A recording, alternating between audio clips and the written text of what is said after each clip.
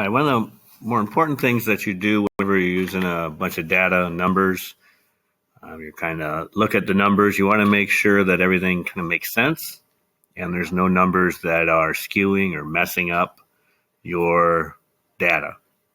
Like if you took a survey or something like that. So we're going to kind of take a look at these.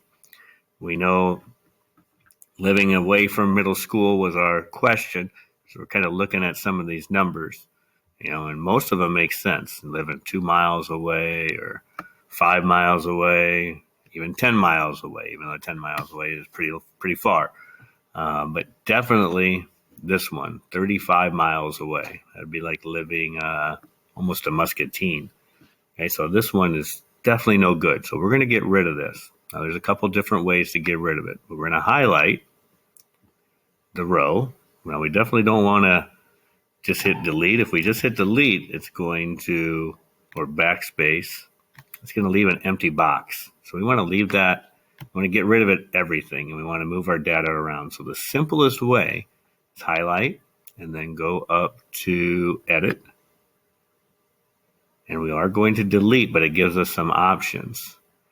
Okay, so we can delete the cells, we can delete the values, we could delete and shift things up, we could delete the row. Now you want to be careful if you delete the row.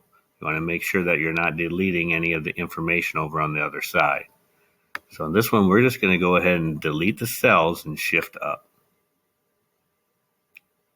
And as you can see, it moved everything else up, and it also changed my results over here. Okay, so that's one of the good things about using a formula. I took out that 35 miles and it brought down my sum without me having to re-add everything. Okay, so make sure you go in there and get rid of BB, and we're also going to get rid of EL. EL says they live 0 miles from school, and that would not make much sense because no one lives at the school.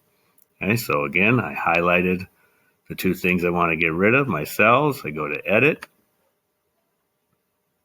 click it on delete, and this time we're going to get rid of the row because I know it's not going to be messing up any of my other results. Now, I don't know if this will change anything in my answers on the side. Nope, it didn't change any of this stuff. Okay, so go ahead and take a look at your data. Get rid of anything that does not seem realistic, basically. Definitely get rid of BB and EL.